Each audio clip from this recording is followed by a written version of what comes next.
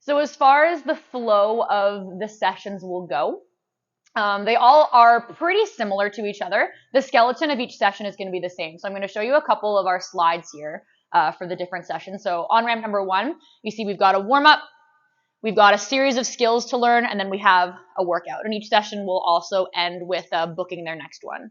We go to session 2. Again, we have a warm up, we have a series of skills, and then we have a workout, and then you'll book their next session.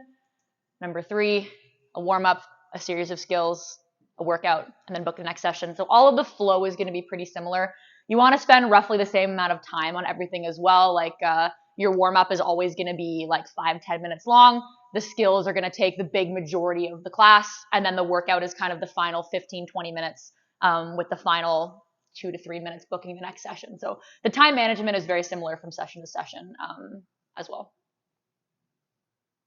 All right, and so for booking the next session at the end of the class, I usually start by asking them if they have a particular day they'd like to come in by. Usually we recommend you can get a couple done in a row or maybe like a day of rest. You don't want to let like a full week go by before the next session. You want to try to get them in 2 to 3 inside the week, I would say.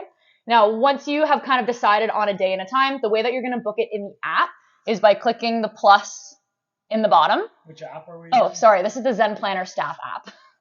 Then you're going to click on to add appointment. And this is the way that you'd book any, like if you'd like rebook any PTs and stuff like that too. This is all the way that you would do it. Up in the top here, the first thing you would go for is the date. So let's say they decided to come in on Monday, November 6th. You'd click on that. Appointment type, you would make sure to click on ramp session and you'd select the one they're coming in for. So if we just finished on ramp number 1, I'm booking them in for on ramp number 2.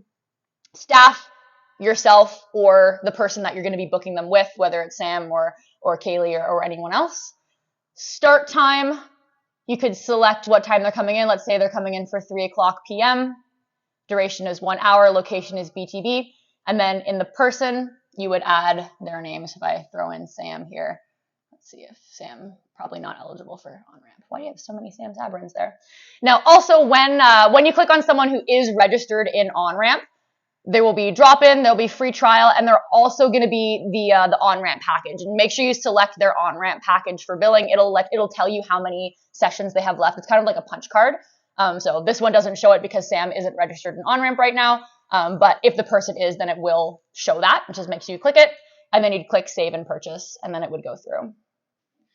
So one of the other ways we can book somebody for a on-ramp session is using the calendar. So by logging into Zen Planner and then going to the calendar icon, we can book it through here. So this can be helpful if you want to see the entire staff schedule. So if I know I can't do the follow-up session and I want to give it to Coach Emily, I can filter by her name, and then I can try and find a time that makes sense with her calendar.